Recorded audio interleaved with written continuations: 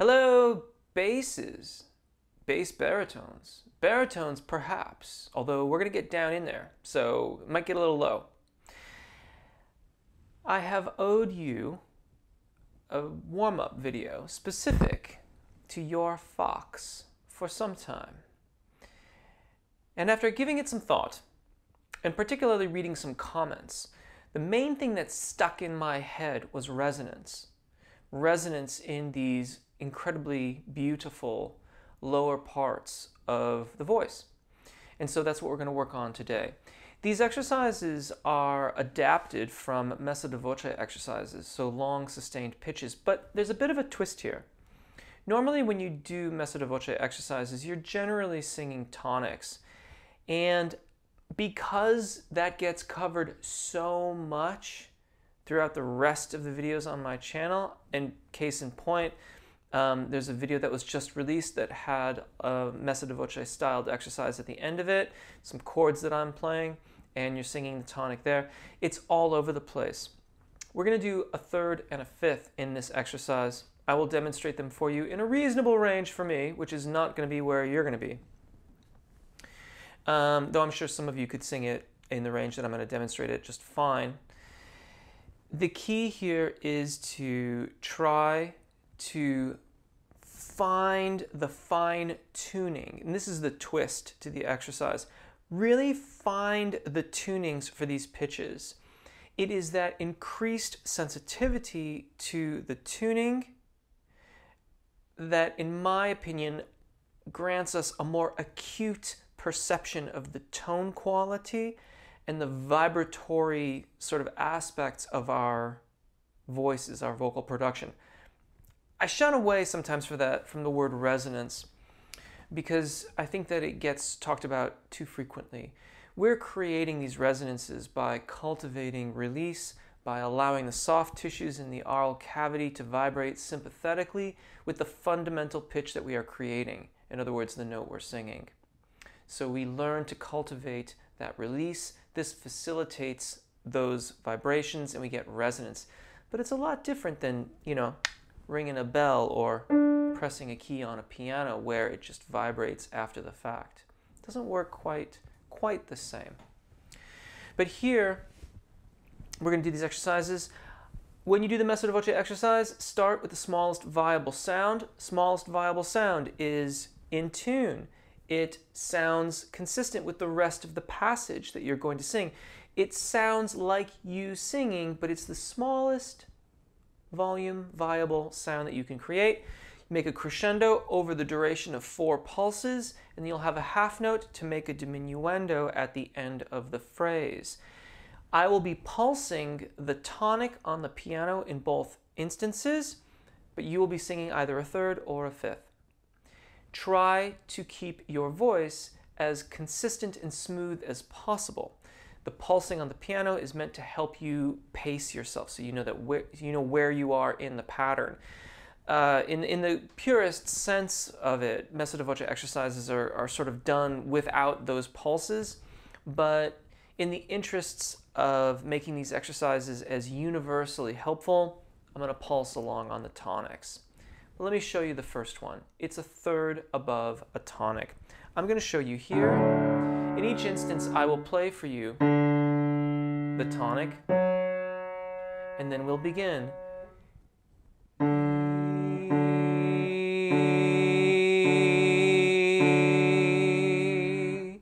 And then we'll move on.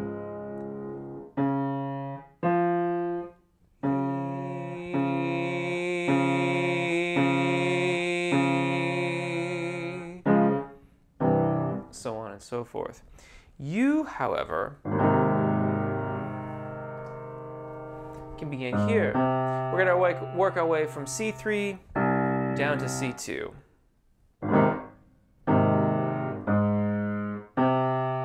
And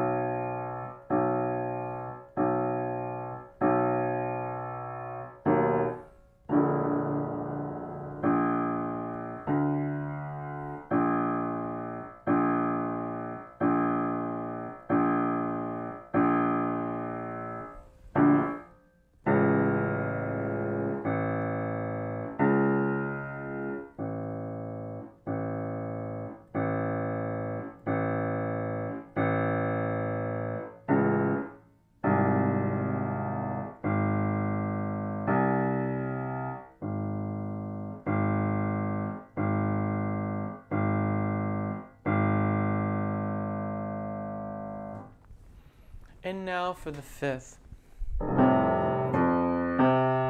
Very, very similar to what you just did. It's just now you're singing a perfect fifth over the tonic of the key that we happen to be in.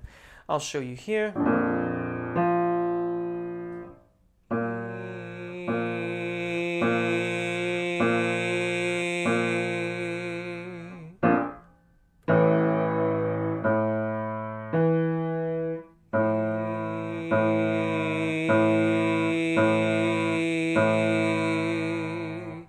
And so on. Once again, your first pitch will be C3.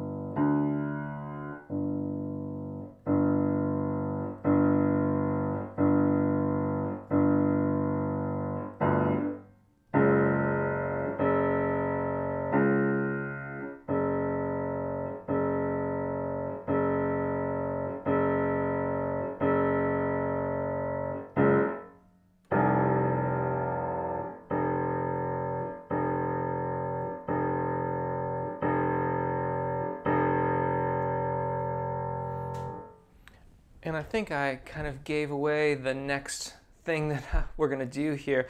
I didn't mean to do that without the guide tones, but that's exactly what I'm going to suggest you work on next in this kind of a warm-up.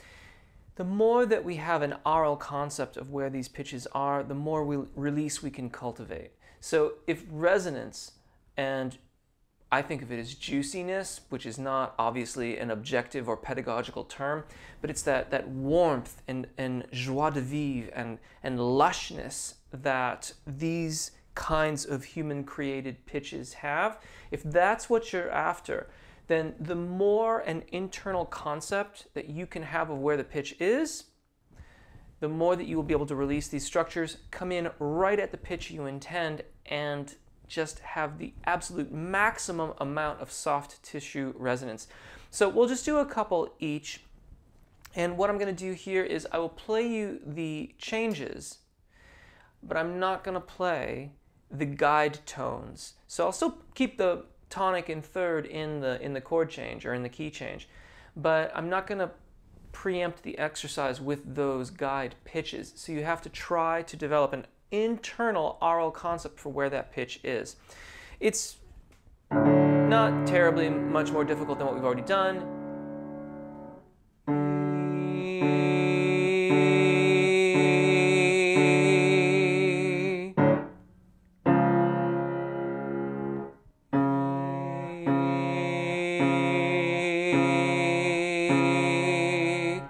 and so on and so forth. You can again begin here in A flat with C3 as your first pitch. 2, ready, and.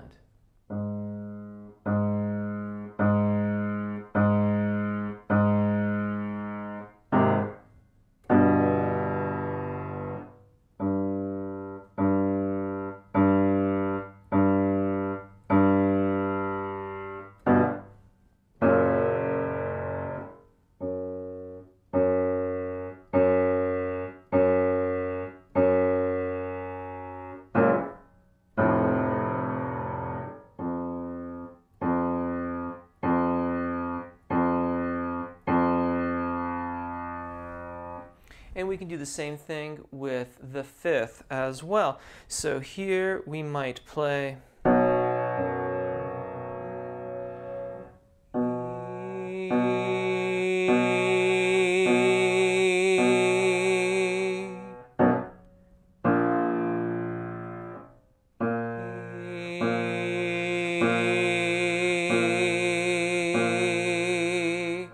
And we'll go on from there. Once again, you'll start on C3 and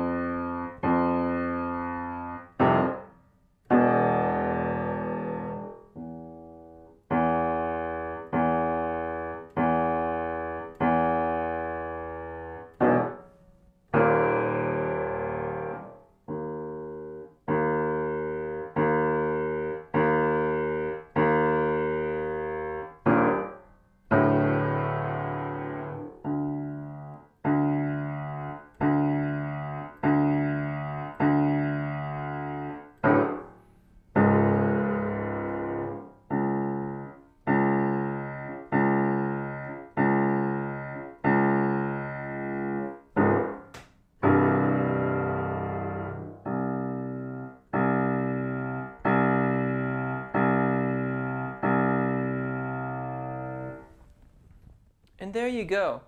I do hope this helps. Let me know in the comments how you find these exercises. What might I do differently? What would you benefit from as a vocalist? What could I include or do differently, or something just totally additional to what we've got here? I like resonance exercises like this. I especially like exercises that can incorporate more of an aural skills aspect to them, because I feel like it serves us as musicians writ large, as opposed to just being a vocalization that we're running through to work on vocal function. The more that we can include aural skills into our practice, I think the better off we just are in general as musicians. Thank you so much for suggesting this video. Thank you to my Patreon supporters. If you want to get these PDFs or MP3s of these practices, you can do that there. Thank you if you've already chosen to subscribe, and if you haven't yet, I hope that you'll choose to do so now. Thanks. Have a wonderful day. Take really good care of your voices, enjoy singing, and hopefully we'll see you again. Bye.